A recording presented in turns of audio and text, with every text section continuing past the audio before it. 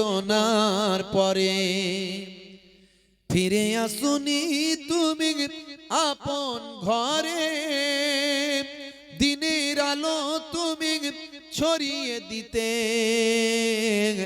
চলে গেলে মদিনায় মক্কা ছেড়ে। হে রাসূল তোমাকে ভুলি আমি কেমন করে। বলুন জোরে হবে না, জোরে হবে না।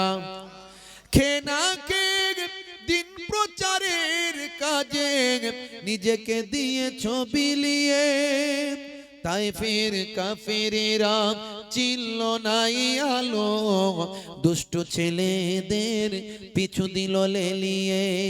খেনা কে দিন প্রচারের কাজে নিজেকে দিয়েছ বিলিয়ে, তাইফের কাফেরেরা চিনল নাই আলো, দুষ্টু ছেলেদের পিছু দিল লেলিয়ে।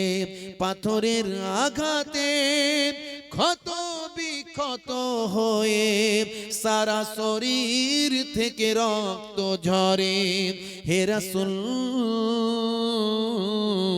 তোমাকে ভুলি আমি কেমন করে। হে রাসূল তোমাকে ভুলি আমি কেমন করে। আল্লাহুম্মা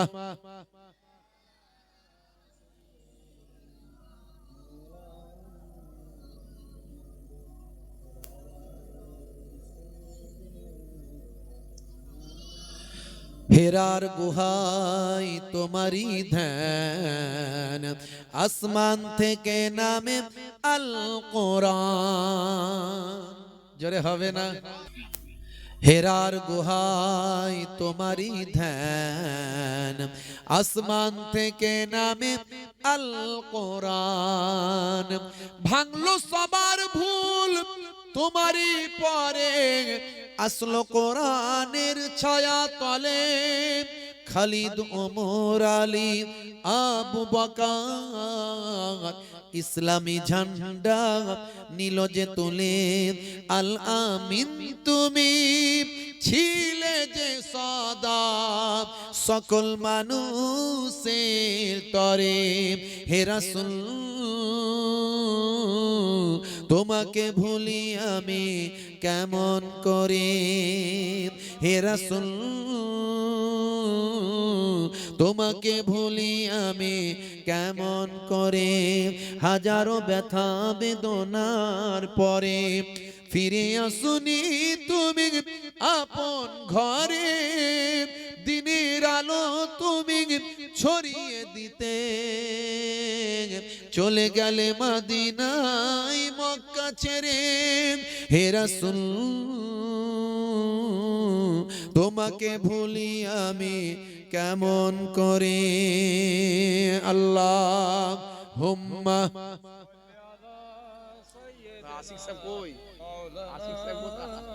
আল্লাহ বলছেন বান্দারে সুম্মা ইলাইহি তুরজাউন, তোমাদেরকে আমি আল্লাহ আমার কাছে ফিরতে হবে, তোমাদেরকে আমার কাছে আসতে হবে। অর্থাৎ এই দুনিয়া হলো ক্ষণস্থায়ী, পরকাল হলো চিরস্থায়ী। অথচ আমরা এই দুনিয়া দুনিয়া করে পেরেশান হয়ে যাই। দুনিয়ার সবকিছুকে নিয়ে আমরা সব সময় অস্থির হয়ে পড়ি, আমরা দুনিয়া নিয়ে ব্যস্ত হয়ে পড়ি। আমরা দুনিয়ার লোভ লালসা, দুনিয়ার মহাব্বত ভালোবাসা, দুনিয়ার ছেলে মেয়ে আলা উলাদ টাকা পয়সা, দুনিয়া নিয়ে আমরা ব্যস্ত হয়ে যাই। পরকালটা আমাদের কাছে গৌণ হয়, দুনিয়াটাই আমাদের কাছে মুখ্য হয়ে যায়। তাই আমাদের এই রকম মাহফিল থেকে আমাদের সেই বার্তা, সেই চেতনা তৈরি করতে হবে যে এই পৃথিবীটা আমাদের কাছে সামান্য ব্যাপার। তবে আপনি শান্তি পাবেন, মানসিক স্বস্তি পাবেন। নালে কেউ ধনী লোক, কেউ গরিব মানুষ, গরিব মানুষটা সারা জীবন কষ্ট পায়। আহারে যদি ওর মতো আমি ধনী লোক হতে পারতাম। এই যে আপনার মনে যে দুঃখ, এই দুঃখ কোনোদিন দূর হবে না। কারণ ও যে বড়লোক, ও যে দোতলা চারতলার বাড়ির মালিক, ওর যে দুটো গাড়ি আছে, চারটে গাড়ি আছে, আপনি সাইকেল চালাচ্ছেন, আপনার মনে শান্তি নাই যে আমি যদি একবার ওর মতো হতে পারতাম, আমার বড়লোক হওয়া হলো না, আমার গাড়ি বাড়ির মালিক হওয়া হলো না। আপনি সারা জীবন কষ্ট পাবেন। মুসা কালিমুল্লাহ একবার রাস্তা দিয়ে হেঁটে হেঁটে যাচ্ছে, বুঝতে পারছেন? ভাববেন, এটুকু ভাববেন, তাকদীর, আল্লাহ ওকে চারতলার মালিক বানিয়েছে, আমাকে বানায়নি। ও হারাম পথে হোক আর হালাল পথে হোক, সেটা দরবারে, আল্লাহর দরবারে জবাব দেবে। আল্লাহ আমাকে বানায়নি, আমি হারাম পথে বড়লোকও হতে চাইনি। যেভাবে আল্লাহ রেখেছেন আমি চেষ্টা করব, আল্লাহ যদি আমার ডেভেলপমেন্ট দেন হবে, না হলে না হবে। এই যে আপনার নিয়ত যদি থাকে, এই যদি আপনার ঈমান থাকে, এটাই আপনার ঈমান যে ভাগ্যে ভালো মন্দ যা কিছু হয় আল্লাহর পক্ষ থেকে হয়। আমি যে অবস্থায় আছি আল্লাহ আমাকে রেখেছেন তাই আছি। জোরে বলুন সুবহানাল্লাহ। আল্লাহ খুশি হবেন, আপনি মানসিকভাবে স্বস্তি পাবেন, আপনার মনে শান্তি থাকবে। মুসা কালিমুল্লাহ একবার রাস্তা দিয়ে যাচ্ছেন, যেতে যেতে দেখেন একজন মানুষ, তার জামা কাপড় পরার মতো পয়সা নাই, জামা কেনার মতো পয়সা নাই, তার শরীরটা সে বালিতে মাটিতে লুকিয়ে রেখেছে, বালিতে ঢুকিয়ে রেখেছে শরীরটাকে। মুসা কালিমুল্লাহকে দেখতে পেয়ে চিৎকার করে বলে, হুজুর, আমার তো জামা কাপড় কেনারও পয়সা নাই, এতটাই আমি গরিব মানুষ, আমার জন্য কি একটু ব্যবস্থা করা যায় না, দোয়া করা যায় না? মুসা কালিমুল্লাহ দোয়া চাইলেন, আল্লাহ এই মানুষটি তুমি ব্যবস্থা করে দাও। অল্প কিছুদিনের মধ্যে হঠাৎ করে দেখা যায় ওই মানুষটা কোনো এক জায়গা থেকে কিছু সম্পদ, অর্থের মালিক হয়ে গেল, অবস্থা ভালো হয়ে গেল, অনেক টাকার মালিক হয়ে গেল, অনেক সম্পত্তির মালিক হয়ে গেল। মুসা কালিমুল্লাহ আর একদিন রাস্তা দিয়ে হেঁটে হেঁটে যাচ্ছেন, যাওয়ার পরে দেখে প্রচুর ভিড়, লোকজনের ভিড়, সব মানুষজন হই হই হই হই করছে। মুসা কালিমুল্লাহ বলছেন, ব্যাপারটা কি, এত ভিড় কেন রে বাবু? বলে, হুজুর, সেই যে একজন মানুষ যে অসহায় অবস্থায় ছিল, তার জামা কাপড় কেনারও পয়সা ছিল না, আপনি তার জন্য দোয়া চেয়েছিলেন, মনে আছে? বলে, হ্যাঁ বাবা, তাই তো মনে আছে তো। বলে, সেই মানুষটা হঠাৎ করে বড়লোক হয়ে গিয়েছিল আপনার দোয়া পাওয়ার পরে, তাকে আল্লাহ কোন জায়গা থেকে সম্পদের মালিক করেছিলেন, বড়লোক হয়ে গিয়েছিল। বড়লোক হওয়ার পরে হুজুর কি হয়েছিল জানেন? সে আস্তে আস্তে নেশাখোর হয়ে গিয়েছিল, মাতাল হয়ে গিয়েছিল। তারপরে কি হয়েছে জানেন? মদের ঝোঁকে একজন লোককে মার্ডারও করে দিয়েছে। এই মার্ডার করার পরে এখন বিচারে তার ফাঁসির রায় হয়েছে, তার ফাঁসি হবে বলে এত হইচই, এত লোকজন জমায়েত হয়েছে। মুসা কালিমুল্লাহ বললেন, আহারে, কেন যে আমি তার জন্য দোয়া চাইলাম, আল্লাহ তাকে ঠিক অবস্থাতেই রেখেছিলেন, তার যেটা প্রাপ্য আল্লাহ সেটা সেইভাবেই রেখেছিলেন, সে বড় লোক হয়ে নিজেকে আর কন্ট্রোল করতে পারলো না। বুঝতে পারছেন? এর নাম ঈমান।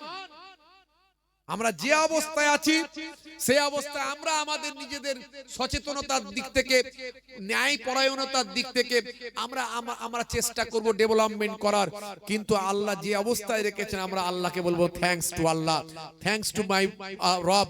আমি আমার আল্লাহকে ধন্যবাদ জানাবো, আল্লাহ তুমি যে অবস্থায় রেখেছো আমি খুশি। জোরে বলুন সুবহানাল্লাহ। এর নাম ঈমান।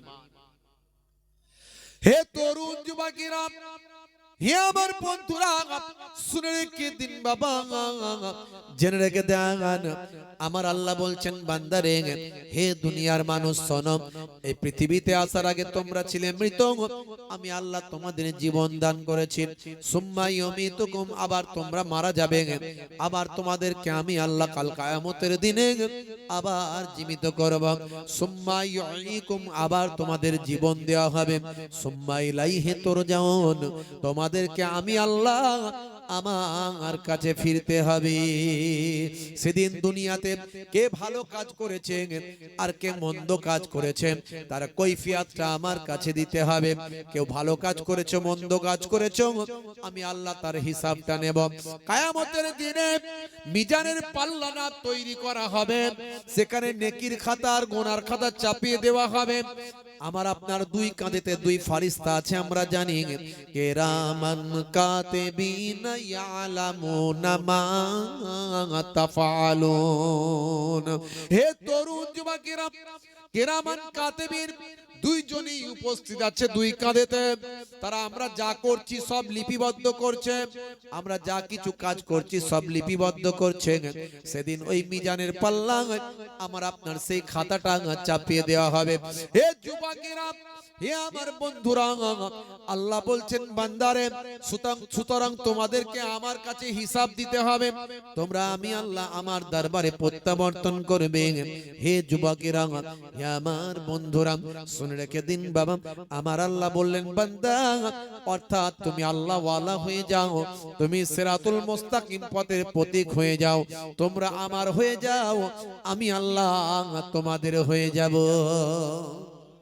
মাল্লাহুল মাওলা ফালাহুল কুল, বান্দা যখন আল্লাহর হয়ে যায়, কুল মাখলুকাত তার গোলাম হয়ে যায়।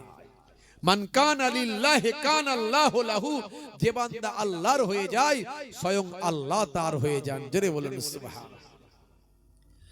হে তরুণ যুবকেরা, আল্লাহ যদি আপনার হয়ে যায়, কোনো টেনশন আছে ভাই, কোন চিন্তা আছে? কোন চিন্তা আপনার থাকবে না যদি আল্লাহ আপনার হয়ে যায়। হে তরুণ যুবকেরা, হে আমার মুরব্বিয়ানেরা, এর আগে করোনা যখন আমাদের মাঝখানে এসেছিল, তখন মুসলমান বেশি বেশি নামাজি পরহেজগার হয়ে গিয়েছিল। কথা ঠিক না ভুল বলেন? আর বলেন কথা ঠিক না ভুল? রাত্রে 1টার সময়তে আজান হচ্ছে, বলে কিসের আজান রে বাবু? বলছে করোনা তাড়ানোর আজান। সারা জীবন যে নামাজ পড়ে না, ভাইরা আমার, মোস্ট মাতাল, বড় ধরনের মাতাল। আরে সব সময় তো মদ খেয়েই থাকে, হুজুর তার কাছে গিয়ে হেদায়েত করবে কি করে? সব সময় মদ খেয়েই থাকে। হঠাৎ করে দেখছি বড় বড় মাতালগুলো সব জুব্বা পরে ঘুরছে মসজিদ তলায়। জিজ্ঞাসা করছি এরা কবে নামাজি হলো রে? বলে হুজুর জানেন না, মদের দোকান বন্ধ, এখন সব বড় জুব্বা পরে আল্লাহওয়ালা হয়ে গেছে। কথা ঠিক না ভুল? হ্যাঁ, করোনা তোমাদের কি করবে বলো না, করোনার মালিক আল্লাহকে ডাকো না। করোনার সময় মুসলমান বেশি বেশি নামাজি পরেজগার হয়েছিল, আর এখন এসআইআর এর সময় আর সেই চেতনা তৈরি হয়নি। এখন শুধু বলছে আল্লাহ কি করবে রে বাবু, হ্যাঁ নাম থাকবে না যাবে, আর নাগরিকত্ব শিখবে তো নাকি। এখানে অবশ্য আপনাদের এখানে কোনো সমস্যা নাই, হিয়ারিং তো কারো আসেনি এখানে, তাই তো নাকি? কি যে একটু হ্যাঁ দেন, হিয়ারিং সব এসেছিল না আসেনি? এসেছিল। ও ভাবছিলাম মনে হয় এখানে হয়তো ছেড়ে দিয়েছে, ভাঙর এলাকার মানুষ বলে হয়তো ছেড়ে দিয়েছে, বা দরকার নাই এদেরকে নাকি। ভাইরা আমার, তো তরুণ যুবকেরা আমার, মুরব্বিয়ানেরা আমার, তো যত করোনা বেড়েছিল মুসলমান তত নামাজি বেড়েছিল, কিন্তু এই যে এসআইআর এর সময় এটাও তো একটা বড় বিপদ। সন্দেশখালীতে আপনারা দেখেছেন 5000 কম বেশি লোকের নামের লিস্ট একটা প্রকাশ হয়েছিল, তাদের নামের পাশে লিখে দেওয়া হয়েছিল নট ইন্ডিয়ান সিটিজেন। আমি সেখানে গিয়েছিলাম, সন্দেশখালীর ওই সমস্ত গ্রামগুলোতে ঘুরেছিলাম আমরা, বুঝতে পারছেন? ওই সমস্ত মানুষগুলোর পাশে গিয়েছিলাম।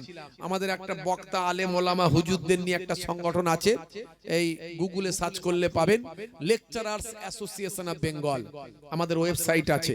সেই ওয়েবসাইটে গেলে দেখবেন, আমরা আমাদের অ্যাক্টিভিটিস গুলো দেখতে পাবেন।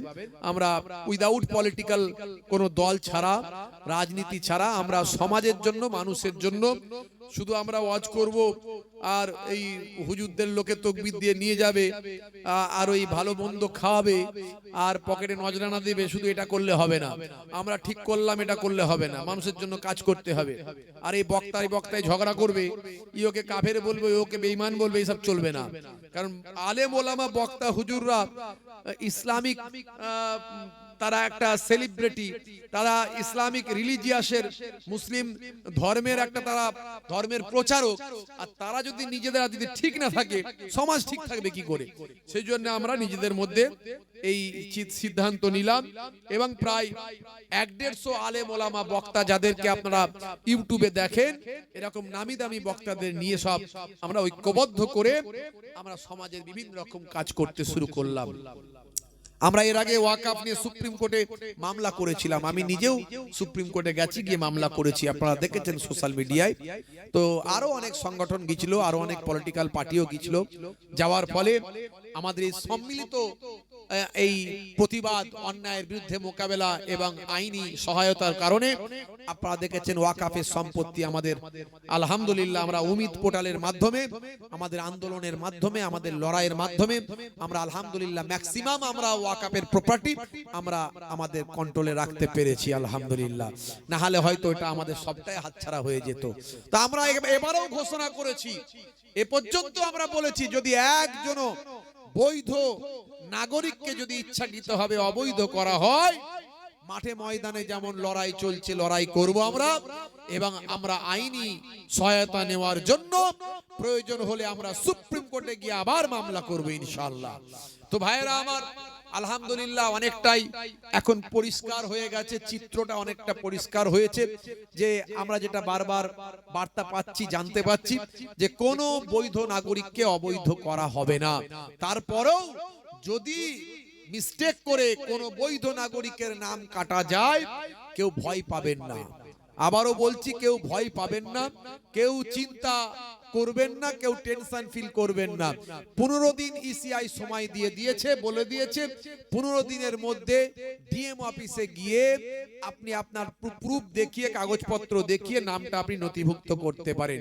সেখানেও যদি আপনাকে ফেলিওর করা হয়, আপনি একেবারে রাজ্যের ইসিআই অফিসে গিয়ে সেখানেও আপনি আপনার ডকুমেন্ট শো করাতে পারেন। এবং আলহামদুলিল্লাহ প্রয়োজন হলে কোর্ট আছে, মামলা আছে। আরে ভাই, আপনার Aadhaar card, voter card, ration card, এই 3-4টে কাগজ তো আছে, তারপরে গ্যাসের কাগজ আছে, তারপর ইলেকট্রিকের বিল আছে, আরো কিছু কিছু কাগজ আছে, জমি টমি থাকলে তার দলিল ফলিল আছে। আরে এমন কিছু কাগজপত্র আছে আপনার সব নাই, আপনার ভাইয়ের পাসপোর্ট আছে, সে আপনার রক্তের ভাই প্রমাণ হয়, বাপ একজন প্রমাণ হয়, আধার কার্ড ভোটার কার্ড দিয়ে প্রমাণ হয় বাপ আপনার একটা, তার আপনার ভাই, সেই ভাইয়ের পাসপোর্ট আছে, তার জমির দলিল আছে। কোনো না কোনো ভাবে আপনি প্রমাণ হচ্ছেন এদেশের নাগরিক। আপনি যে এদেশের নাগরিক এটা প্রমাণ করার জন্য আপনার অনেকগুলো প্রুফ আছে, 2-4টে তো আছেই আছে। কিন্তু আপনাকে বিদেশি যে বানানো হবে, আপনাকে যে বলবে না তুমি বিদেশি, তো বিদেশি বানাতে গেলে সে দেশের তো কিছু প্রুফ দিতে হবে নাকি? সে দেশের প্রুফ কেউ সরকার দিতে পারবে? ইসিআই দিতে পারবে? পারবে না। অর্থাৎ ভয় পাওয়ার কোনো কারণ নাই, আপনাদের বলি কোনো চিন্তা করার কারণ নাই। তো আমাদেরকে একটা কাজ করতে হবে, আল্লাহ বলছেন তোরা আমার হয়ে যা, আমি আল্লাহ তোদের হয়ে যাব। জোরে বলুন সুবহানাল্লাহ। মাল্লাহুল মাওলা ফালাহুল কুল। বান্দা যখন আল্লাহর হয়ে যায়, কুল মাখলুকাত তার গোলাম হয়ে যায়। জোরে বলুন সুবহানাল্লাহ। হে তরুণ যুবকেরা, হে আমার বন্ধুরা, শুনে রেখে দিন বাবা, জেনে রেখে যান। হে মুসলমান, একটু লক্ষ্য করুন। আমার আল্লাহ বলছেন বান্দারে, তোদেরকে আমি আল্লাহ এক কাতরা নাপাক পানি থেকে সৃষ্টি করলাম। সুম্মা কানা আলাকাতান ফাখালাকা ফাসাওয়া। তারপর ওই নাপাক পানিটাকে আমি আল্লাহ রক্তের পিণ্ডতে পরিণত করলাম। রক্তপিণ্ডটাকে, জমাট বাঁধা রক্তপিণ্ডকে মাতৃগর্ভে গোস্তের টুকরোতে পরিণত করলাম। গোস্তের টুকরোটাকে আমি আল্লাহ নির্দিষ্ট সময় পর সেখান থেকে পঞ্চ ইন্দ্রিয়, নাসিকা, কর্ণ, জিহ্বা, ত্বক দিয়ে সুন্দর মানুষ সৃষ্টি করলাম। লাকাদ খালাকনাল ইনসানা ফি আহসানি তাকবীম। হে তরুণ যুবকেরা, আল্লাহ বলছেন বান্দারে, মানুষকে আমি সবচেয়ে সুন্দর করে সৃষ্টি করলাম। সেই মানুষকে আমি পৃথিবীর সমস্ত প্রাণীকুলের থেকে সম্মানিত করলাম। আমার আল্লাহ সুন্দর করে জানিয়ে দিলেন, লাকাদ কাররামনা বানি আদম। হে তরুণ যুবকেরা, আল্লাহ বললেন বান্দারে, যাতে তোমরা একা কিভাবে জীবন যাপন না করো, তোমাদের মধ্যে একাকিত্ব না থাকে, তাই তোমাদেরকে আমি আল্লাহ স্বামী স্ত্রীতে সৃষ্টি করলাম। আমার আল্লাহ বলছেন, ওয়া খালাকনাকুম আজওয়াজা। হে তরুণ যুবকেরা, আল্লাহ বললেন বান্দারে, হে দুনিয়ার মানুষ শোনো, তোমাদের রুজি রুটির ব্যবস্থা করেছি, তোমাদের জন্য কাজকর্মের ব্যবস্থা করেছি। তোমরা মসজিদে নামাজটা ইবাদত করো, নামাজটা পড়ার পরে তোমরা মসজিদ থেকে বের হয়ে যাও। আমার আল্লাহ সুন্দর করে সূরা জুমার ভিতরে বলছেন, ফাইজা কুদিয়াতিস সালাতি ফান্তাসিরু ফিল আরদ ওয়াবতাগু মিন ফাদলিল্লাহ। হে তরুণ যুবকেরা, अल्लाह बोलছেন बंदारे नमाज खत्म हो गया चलो निकलो जमीन पर फैल जाओ रोजी रोटी तलाश करो কাজ করো ব্যবসা করো চাকরি করো তোমাকে আমি সব সময় নামাজ পড়তে বলিনি ওরে বান্দা নামাজ পড়ার পরে জমিনে ছড়িয়ে যাও আমার আল্লাহ সুন্দর করে কোরআন মাজিদের ভিতরে বললেন হে মুসলমান তার মানে সংসার বিবি বাচ্চা কাজ কারবার ব্যবসা বাণিজ্য ইবাদত বন্দেগী নামাজ কালাম সব কিছুর মধ্যে আছে ইবাদত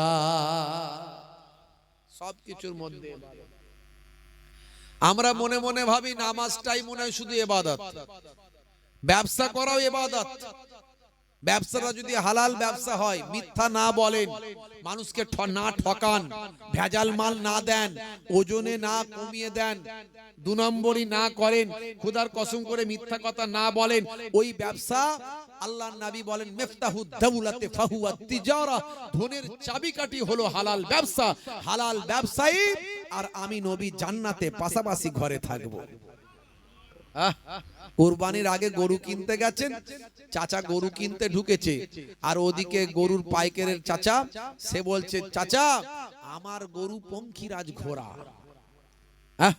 বলে সে কি বলে হ্যাঁ বলে লেজটাকে এমন ধরে পাক মারলো ভাই গরু তো সে জীবন বাঁচানোর জন্য বলে ঘোড়া কেন হাতি উট সব আমি হতে রাজি আছি ঘোড়ার মতো করে লাফ মেরে ত্রিং করে উঠলো অমনি বলছে দেখছো চাচা আমার গরু পঙ্খিরাজ ঘোড়া অথচ গরুর পা খোঁড়া চলতে পারে না ভালো করে কিন্তু এমন লেজ ধরে পাক মেরেছে ও বাধ্য হয়ে পঙ্খিরাজ ঘোড়া হয়েছে বুঝতে পারছেন বলছে খোদার কসম করে বলছি চাচা তুমি আমার কাছের লোক এলাকার লোক পাশের লোক তাই আমার গরুটা কেনা আছে ৪৫,০০০ তোমার কাছে চেয়েছি ৫০,০০০ বুঝতে পারছো খোদার কসম করে বলে দিল এই খোদার কসম করে যে মিথ্যা কথাটা বললো আপনি আপনার মালটা যত খুশি বিক্রি করতে পারেন যত খুশি দামে বিক্রি করতে পারেন কিন্তু মিথ্যা কথাটা বলা যাবে না আপনি এটা বলবেন যে আমার এটা দাম আছে নিতে মন যায় নাও না হলে যাও এই খোদার কসম করে মিথ্যা কথা বললো দেখা গেল তার গরুটা কেনা আছে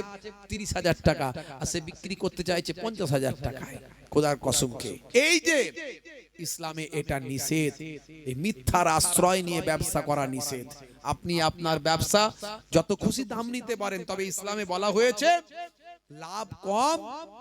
লাভ কম সেল বেশি এইভাবে ব্যবসাটা তুমি করো আর কালোবাজারির ব্যবসা করবে না মানুষকে ঠকাবে না মানুষের যাতে কষ্ট না হয় সেইভাবে ব্যবসা করো আল্লাহ তোমার রুজিতে বরকত দান করে দেবে দেখছেন আমার নবী বলেছেন ব্যবসা হলো ধনের চাবিকাঠি ব্যবসার দিকে মন দাও ভাইরা আমার তরুণ যুবকেরা আমার হে তরুণ যুবকেরা রাস্তা দিয়ে যাচ্ছেন পেরেক পড়ে আছে কাঁচভাঙা পড়ে আছে আপনার চোখে দেখতে পেয়েছেন আপনি পরবর্তী প্রতীকের পায়ে লাগতে পারে হে তরুণ যুবকেরা পরবর্তী প্রতীকের পায়ে যাতে না লেগে যায় সেই জন্য আপনি একটু সাইড করে দিলেন আল্লাহর নবী বলেন হে আবু রাজিম ইয়া আবা আযার বাবা আবু জার লা তাহকিরান্নাল মারুফা শাইয়াত বাবা আবু জার তোমার জীবনে তোমার জিন্দেগিতে এমন কতগুলি ছোট ছোট নেক কাজ আছে ভালো কাজ আছে বাবা আবু জার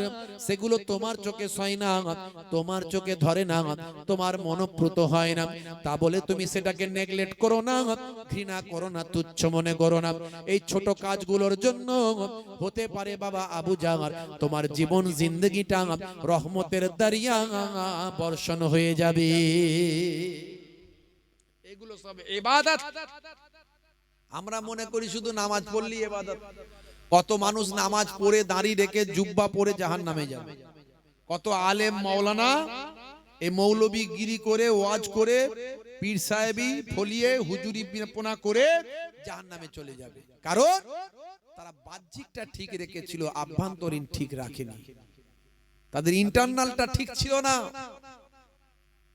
আত্মশুদ্ধি পরিশুদ্ধ করা আপনার হৃদয়কে পরিশুদ্ধ করা এটা হলো সবচেয়ে বড় ইবাদত শুধু শুধু আমলটাই হলে হবে না ঈমানটা দরকার ঈমানের সঙ্গে সঙ্গে ইবাদত তারপর আপনার মুআমেলা আপনার লেনদেন ব্যবহার আচার কথাবার্তা অনেক লোক দেখবেন এমন ভাবে জীবন যাপন করে যাতে লোকে তাকে ভয় পায় লোকে তাকে যাতে ভয় পায় এমন ভাবে জীবন যাপন করে।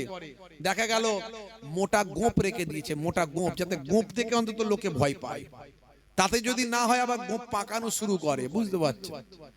চোখ ফোক লাল করে থাকে, গাম্ভীর্য একটা গম্ভীর ভাব করে থাকে, যাতে লোকে সামনে আসতে ভয় পায়, কথা বলতে ভয় পায়। অথচ আল্লাহর নবী সবসময় মিষ্টি হাসি পছন্দ করতেন।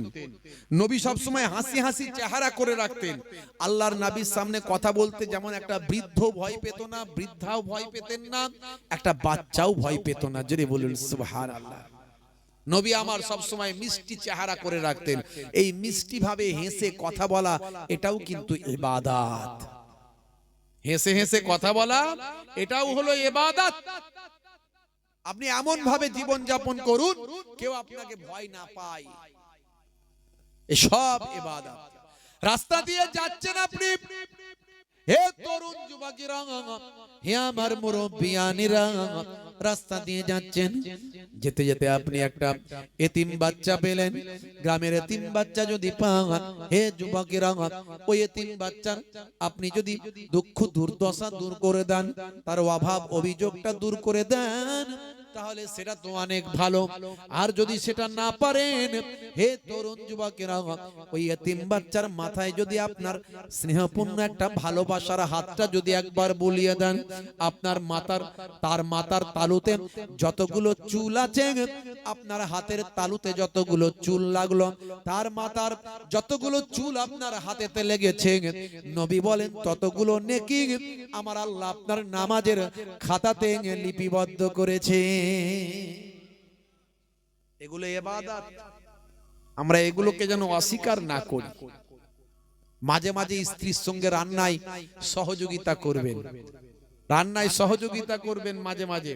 কই গো ফুলটুসির মা, তোমার শরীরটা খারাপ, তুমি একটু রেস্ট নাও, আমি একটু ঘরটা ঝাড়ু দিয়ে দিচ্ছি। কই গো ফুলটুসির মা, তোমার শরীরটা খারাপ, তুমি একটু রেস্ট নাও, আমি তরকারিটা কেটে দিচ্ছি। আপনি বলবেন হুজুর এটা আবার কেমন ওয়াজ হলো? এই ওয়াজগুলো কি না করলেই নয়? এগুলো যদি আপনি করতে বলেন, আমাদের ঘরের বউয়েরা এখানে ওয়াজ শুনছে, সকালবেলা বলবে কই ছোট হুজুরের নাতি পিন্নগরী হুজুরের পোতা মহেবুল্লাহ হুসাইনি তো বলে গেল মাঝে মাঝে স্ত্রীকে রেস্ট দিতে হয়, দিয়ে স্ত্রীর কাজগুলো, ঘরের কাজগুলো নিজেদের করতে হয়, করলেও নেকি পাওয়া যায়। তো তুমি এই কাজগুলো করো, এগুলো সুন্নত। সকালবেলা চাপে পড়ে যাব। আরে যাই হোক নাই হোক, কে কি ভাবলো কে কি বললো সেটা বড় কথা নয়। আপনি যদি এই কাজগুলো করেন, আমার নবীর সুন্নত আদা হবে। আমার নবী মাঝে মাঝে নিজে হাতে স্ত্রীর ঘরের কাজগুলো করতেন, ঘরটা মাঝে মাঝে নবী আমার নিজে হাতে ঝাড়ু দিতেন। জোরে বলুন সুবহানাল্লাহ। ইয়াকুনু ফি মাহনাতি আহলিহি ওয়া ইয়াকুমুল বাইতা। আল্লাহর নবী মাঝে মাঝে ঘরটা নিজে হাতে ঝাড়ু দিতেন। ওয়া ইয়াহমিলু বিজাতিম মিনাস সুক। নবী আমার বাজারটা মাঝে মাঝে নিজে হাতেও করে নিয়ে আসতেন, ঘরটা মাঝে মাঝে নিজে হাতে ঝাড়ু দিতেন, ছোট ছোট কাজগুলো স্ত্রীর সঙ্গে করতেন, রান্নায় সহযোগিতা করতেন, মাঝে মাঝে নিজে হাতে নবী আমার ছেঁড়া জামাগুলো সেলাই করতেন, মাঝে মাঝে ছেঁড়া জুতোগুলো নবী আমার সেলাই করতেন। তা আপনি যদি এগুলো করেন, আপনার স্ত্রীর সঙ্গে প্রেম ভালোবাসা বাড়বে না কমবে? আমাকে একটু বলেন। একটু হ্যাঁ হুদান ভাঙড়ের মানুষ, স্ত্রীর সঙ্গে প্রেম ভালোবাসা বাড়বে না কমবে? কথা বলে না দেখছি। বাড়বে তো নাকি? শুধু বাড়বে না ফেভিকল আটার মতো? জোরে বলে। বুড়ো বুড়ি হয়ে যাবেন, প্রেম কিন্তু কমবে না। আর এখনকার ছেলেদের প্রেম বিয়ের পরে টেকে না। কিছুদিন 2-1 বছর যেতে না যেতেই দ্বন্দ্ব অশান্তি চালু হয়ে যায়। কি প্রেম রে ভাই, হাত কেটে একদম ফাঁক করে দিচ্ছে। আই লাভ ইউ, তোমার জন্য জীবন দেব, রেল লাইনে মাথা দেব, বিষ খেয়ে মরে যাব, পটলডাঙ্গায় চলে যাব। সর্বনাশ। বাপ বলে বাবা ছেলেটা মরেই যাবে, ধরে বেঁধে বিয়েটা দিতে করে। বিয়ে হলো, বিয়ে হতে না হতে 1 বছর 2 বছর 3 বছর বাচ্চা কাচ্চার বাপ মা 2-1টা হলো, আর প্রেম ভালোবাসা কিছু নেই। কোথায় যে সব চলে গেল তার কোনো ঠিকানা পাওয়া যায় না। প্রেম ভালোবাসা সব গায়েব হয়ে গেছে। রাত্রে 9টার পরে যখন ঘরের পাশ দিয়ে কেউ যায়, ঘরের ভিতর থেকে 220 আর 440 ঢিসুম ঢাসাম ঢিসুম। কি হলো? বলে তৃতীয় বিশ্বযুদ্ধ চলছে। হ্যাঁ, বলে আর ওদের প্রেম ভালোবাসা কিছু নাই। আসলে ওরা শাহরুখ খানের কাছ থেকে প্রেম শিখেছিল। যে প্রেমটা শিখেছে শাহরুখ খানের কাছ থেকে, বিয়ের আগের প্রেম, বিয়ের পরে কোনো প্রেম নাই। ওই অবৈধ প্রেম শিখেছিল, প্রেম কোনো কাজে লাগে নাই। আর নবী প্রেম শিখিয়েছে, মাঝে মাঝে স্ত্রীর সঙ্গে ছোট ছোট কাজগুলো করবে। স্ত্রীর সঙ্গে প্রেমালাপ কেমন করে করবে, তার রান্নায় সহযোগিতা করবে, মাঝে মাঝে ঘরটা নিজে হাতে ঝাড়ু দেবে, এই সমস্ত কাজগুলো করবে, স্ত্রীর প্রশংসা করবে। কই গো ফুলটুসির মা, তোমাকে আজকে দেখতে খুব সুন্দর লাগছে, কোনোদিন বলেছেন? কোনোদিন বলেছেন কই গো ফুলটুসির মা, তোমাকে দেখতে আজকে খুব সুন্দর লাগছে? কোনোদিন বলা হয়নি। তো প্রেম হবে কি করে? নবী প্রেম শিখিয়েছিল। আর আমরা প্রেম শিখেছি মুসলমানের ঘরের ছেলেরা, আর শাহরুখ খানের কাছ থেকে প্রেম শিখেছে। আল্লাহর নবী বলেন, হে দুনিয়ার মানুষ শোনো, আল্লাহর নবী নিজে হাতে এই কাজগুলো করতেন। আপনি যদি স্ত্রীর সঙ্গে ছোট ছোট কাজগুলো করেন, সুন্নতের সবটা আল্লাহ আপনার নামাজের খাতায় লিপিবদ্ধ করে দেবেন। জোরে হবে না? হে তরুণ যুবকেরা, হে আমার বন্ধুরা, শুনে রেখে দিন বাবা, জেনে রেখে দেন। হে মুসলমান, একটুখানি শুনুন। যখন আপনি খাবেন বিসমিল্লাহ বলে খাবেন, খাওয়ার পরে আপনি আলহামদুলিল্লাহ বলবেন। ভাইরা আমার, রাস্তাঘাটে যখন বেরোবেন আপনি পোশাক যেটা পরবেন ডান পা দিয়ে পরা শুরু করবেন। আর পায়ের পোশাকটা যদি পায়জামা লুঙ্গিটা যদি পরেন, গিরার নিচে যেন পুরুষদের না চলে যায়। মহিলারা গিরার নিচে পর্যন্ত পরবেন, পুরুষরা পায়ের গিরার উপর পর্যন্ত পরবেন। মা আসফালা মিনাল কাবাইনি মিনাল ইজারে ফিন্নার। ইচ্ছাকৃতভাবে পায়ের গিরার নিচে যদি পুরুষের পোশাকটা চলে যায়, ওই অংশটা জাহান্নামের আগুনে জ্বলবে। হে তরুণ যুবকেরা, হে আমার মুরব্বিয়ানিরা, শুনে রেখে দিন বাবা, পানিটা যখন পান করবেন বসে পানি পান করবেন। আর যখন খাবারটা খাবেন, পেটটাকে তিনটে ভাগে ভাগ করে নেবেন। একটা ভাগে খাবার দেবেন, একটা ভাগে পানি দেবেন, একটা ভাগ ফাঁকা রেখে দেবেন। পেচ্ছাপ যখন করবেন বসে পেচ্ছাপ করবেন, পবিত্র হবেন। হে তরুণ যুবকেরা, রাত্রি যখন ঘুমাতে যাবেন ডান দিকে কাত হয়ে ঘুমাবেন। নবিয়ানা তারিকা, আমার আল্লাহ আপনার নবী এই পদ্ধতিগুলো শিখিয়েছেন। যদি এগুলো আপনি মেইনটেইন করেন, হে যুবকেরা, সুন্নতের সওয়াবটা নামাজের খাতায় আমার আল্লাহ লিপিবদ্ধ করবেন। জোরে হবে না সুবহানাল্লাহ? যাদের ভিতরে সুন্নত পাওয়া যায় তারা কেউ পথহারা হয় না। রাসূলের পথে যারা চলে দুনিয়ায়, বাতিলের বাধা তারা মানে না। নিশীত রজনীতে সেজদাতে যায়, হুসাইনি তাদের নিয়ে ভাবনাতে রয়। বিপদের মাঝে তারা যতই পড়ুক, বিপদের মাঝে তারা যতই পড়ুক, রাসূলের তরিকা ছাড়ে না। যাদের ভিতরে সুন্নত পাওয়া যায় তারা কেউ পথহারা হয় না। রাসূলের পথে যারা চলে দুনিয়ায়, বাতিলের বাধা তারা মানে না। ভাইরা আমার, এই দুনিয়া ক্ষণস্থায়ী, পরকাল হলো চিরস্থায়ী। আমরা আমাদের নবীর নির্দেশনা মানবো, কোরআনের নির্দেশনা মানবো। কে কি ভাবলো, কে কি চিন্তা করলো আমাদের দেখার দরকার নাই। কে খারাপ বললো, কে ভালো বললো, ওসব আমাদের কিছু যায় আসে না। আমরা আল্লাহ এবং রাসূলের নির্দেশনা অনুযায়ী চলবো। আমাদের বিশ্বাস এই দুনিয়া ক্ষণস্থায়ী, পরকাল চিরস্থায়ী। নবী পাকের তরিকা অনুযায়ী যদি আমরা চলতে পারি, আমার আল্লাহ কোরআন মাজিদে বলেছেন, ইন্নাল্লাযীনা আমানু ওয়া আমিলুস সালিহাত কানাত লাহুম জান্নাতুল ফিরদাউসে নুজুলা। হে তরুণ যুবকেরা, ওই সমস্ত বান্দা বান্দিরা যারা ঈমানটা এনেছে, সেই মতো আমলটা করেছে, ওই সমস্ত আমার বান্দা বান্দীদের জন্য আমি আল্লাহ তাআলা আমি রেখে দিয়েছি আমার দয়ার জান্নাত, জান্নাতুল ফিরদাউস দান করে দিলাম। এখন মুসলমানদের আর খারাপ বলার কোনো জায়গা নাই। মুসলমানদের নিয়ম নীতি নির্দেশনাকে আর খারাপ বলতে পারছে না।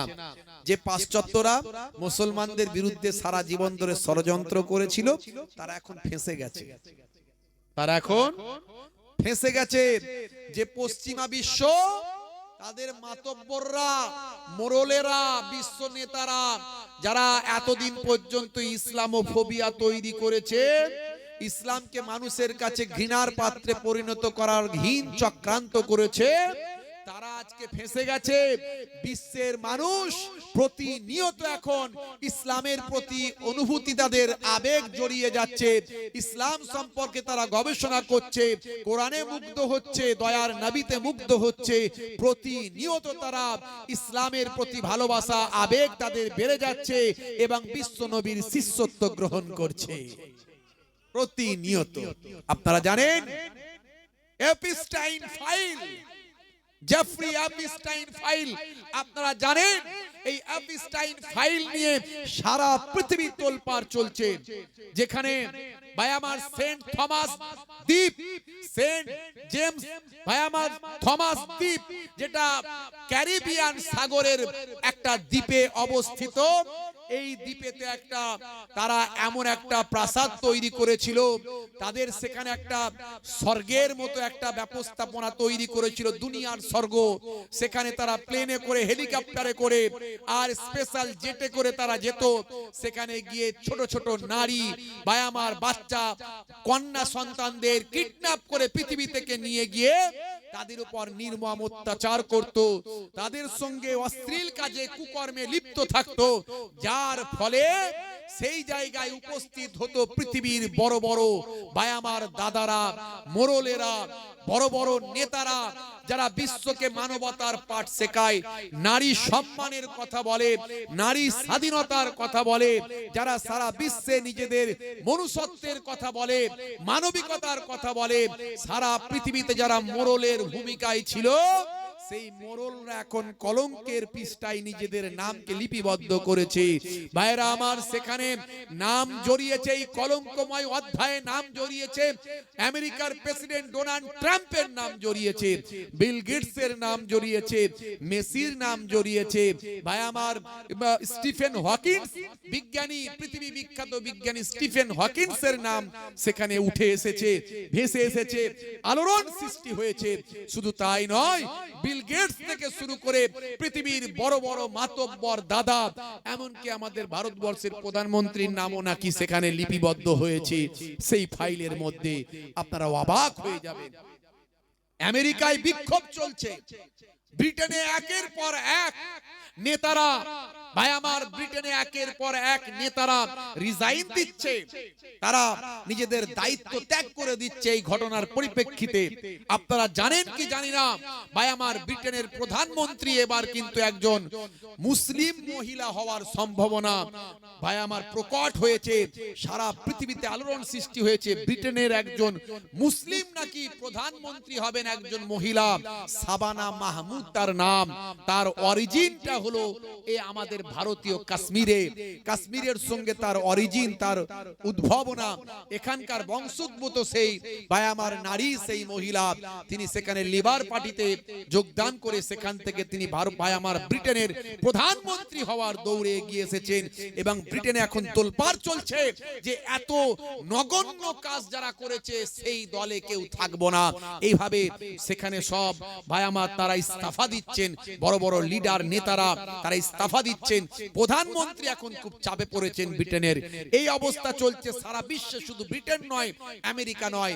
আজকে যারা ইসলামোফোবিয়া তৈরি করেছিল, এখন সারা পৃথিবীর মানুষ মুসলমানদের সম্পর্কে, ইসলাম সম্পর্কে, নবী সম্পর্কে আলোচনা করছে।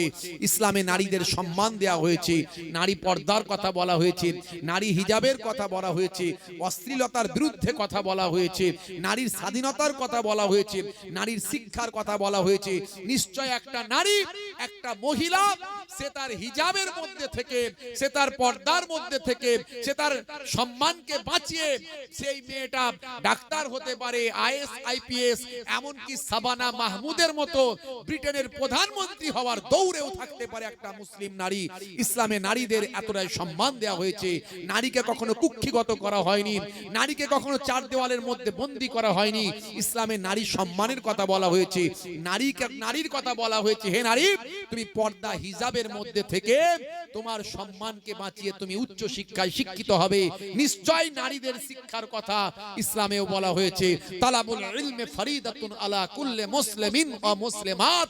মুসলমান পুরুষ নারী সবার জন্য শিক্ষা এলেম জ্ঞানকে আল্লাহ ফরজ করে দিয়েছেন। নবী বলেছেন ফরজ। সেই মহিলা ভাই আমার, তরুণ যুবকেরা আমার, আজকে নারীদের সম্মান ইসলাম কত দিয়েছে, সেই নারী সম্মান সারা পৃথিবীতে আলোড়ন সৃষ্টি করেছে। এবং দলে দলে ভাই আমার, পৃথিবীর বিভিন্ন প্রান্তের মানুষ দলে দলে ইসলামের প্রতি আকর্ষণ হচ্ছে এবং আমার আপনার নবীর শিষ্যত্ব গ্রহণ করছে। ভাইরা আমার, তরুণ যুবকেরা আমার, মুরব্বিয়ানেরা আমার, মুসলমান আজকে আমরা যদি একটু গবেষণা করি, কোরআন হাদিস নিয়ে একটু গবেষণা করি, আমরা দেখবেন কিভাবে পরিবর্তন হয়ে যাব। বড় দুঃখ লাগে আজকে মুসলমান আমরা ম্যাক্সিমাম কোরআন মাজিদ পড়তে জানি না, কোরআন মাজিদ পড়তে জানি না। আবার যদি পড়ি, ওর মানে মতলব কি আছে ওর মানেটা আমরা বুঝি না। এই জন্য কোরআনের ব্যাখ্যা, কোরআনের মানেওয়ালা একটা বাংলায় কোরআন মাজিদ মোবাইলে প্লে স্টোর থেকে ডাউনলোড করুন। ফাঁকা সময় পেলে কোরআনটা একবার পড়ুন। প্রত্যেকটা অক্ষর পড়লে 10টা করে নেকি। আপনি একটু একটু করে পড়বেন, কি মানে সেটা তো পড়বেন, ব্যাখ্যাটাও পড়ে নেবেন, দেখবেন জীবনটা আপনার ধন্য হয়ে যাবে। একটা দয়ার নবীর জীবন জিন্দেগি একটা মোবাইলে একটা ভাই আমার ডাউনলোড করে রাখবেন, বিশ্ব নবীর জীবনী। একটু ফাঁকা সময় পেলেন, দোকানে বসে আছেন, বাজারে বসে আছেন, রাস্তাঘাটে ট্রেনে বাসে যাচ্ছেন, একটু দয়ার নবীর জীবনীটা পড়বেন, জীবনটা ধন্য হয়ে যাবে। আজকে মাইকেল জ্যাকসন থেকে ভাই আমার গ্যারি মিলার, সেখান থেকে রিচমন্ড, সেখান থেকে জেনিফার, পৃথিবী বিখ্যাত বিখ্যাত ওয়াথার পণ্ডিত ডক্টর মরিস বুকাইলি থেকে Mister Dew Davis, Mister Braille থেকে লরেন্স ব্রাউন, পৃথিবীর বিখ্যাত সেলিব্রিটি এরা ভাই আমার, মাইকেল জ্যাকসন থেকে ইলিমা দিমাত্রিয়াঙ্কো, সেখান থেকে সাদিও মানে ভাই আমার, মেসুত ওয়াজিল থেকে শুরু করে হাসিম আমলা, জুনায়েদ জামশেদ, পৃথিবীর বড় বড় ওয়াথার পণ্ডিত নায়ক গায়কেরা আজকে দয়ার নবীর শিষ্য হয়েছে। তারা কোরআন পড়ে মুগ্ধ হয়েছে, তারা বিশ্ব নবীর শিষ্যত্ব গ্রহণ করেছে। জোরে বলুন সুবহানাল্লাহ। জোরে হবে না? হে তরুণ যুবকেরা, হে আমার বন্ধুরা, শুনে রেখে দিন বাবা, জেনে রেখে দেন। হে মুসলমান একটু লক্ষ্য করুন, যুবকেরা, আমার জওয়ানেরা, হে আমার মুরব্বিয়ানিরা, হে মুসলমান একটু খেয়াল করুন।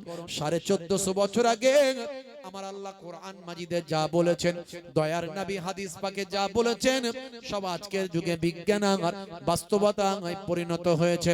1450 বছর আগে আল্লাহর নবী বললেন, হে দুনিয়ার মানুষ শোনো, তোমাদের উপর, তোমাদের জন্য ভাই ভাই ভাই ভাই একে অপরের প্রতি মুসলমানের উপর 5টা হক। অন্য হাদিসে বলা হলো 6টা হক। হাক্কুল মুসলিমি আলাল মুসলিমি খামস, রাদ্দুস সালাম, ওয়া ইয়াদাতিল মারিজ, ওয়া ইত্তিবাইল জানাইজ, ওয়া ইজাবাতুদ দাওয়াত, ওয়া তাসমিয়াতিল আতিস। হে তরুণ যুবকেরা, হে আমার মুরব্বিয়ানেরা, ইসলামে সবকিছু বলে দেওয়া হয়েছে। কিভাবে খাবেন, কিভাবে ঘুমাবেন, কিভাবে চলবেন, কিভাবে হাসবেন, কিভাবে পোশাকটা পরবেন, মাথাটা কেমন ভাবে আঁচড়াবেন, সেটাও হাদিসের মধ্যে নবী বলেছেন। হে তরুণ যুবকেরা, মিসকাতুল মাসাবি খুলে দেখবেন, কিতাবে হাদিসের অধ্যায়ের একটা বা আমার একটা অধ্যায় আছে, সেই অধ্যায়টার নাম হলো বাবুত তারাজ্জুল, মানে কাঙ্ক্ষী করনে কা বাব, মানে মাথা আঁচড়ানোর বাব।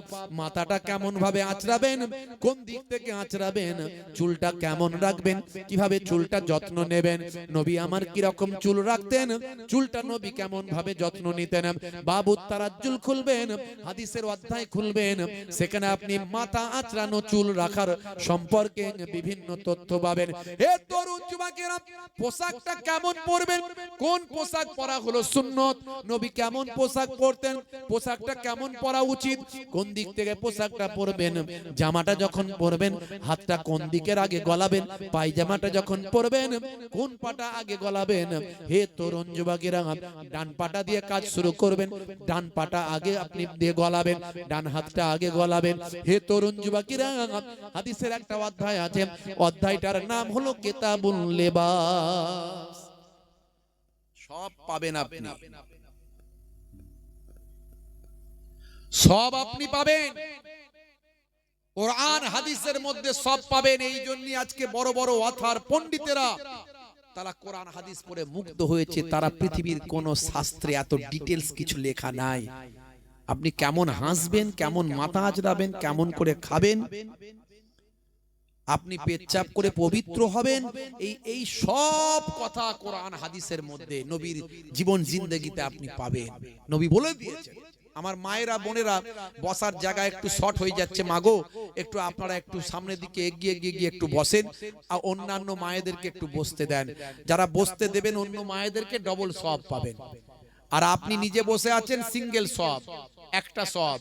আর যাকে বসতে দেবেন, এই বসতে দেওয়ার জন্য তিনি বসলে তার একটা সওয়াব হবে, আর আপনি তাকে বসার সহযোগিতা করলেন, আপনার দুটো সওয়াব হবে, ডবল সওয়াব। তাই মায়েরা যারা বসতে পাচ্ছেন না, আমার মায়েরা, তাদেরকে বসার সুযোগ করে দিন। দরুদ শরীফ আল্লাহুম্মা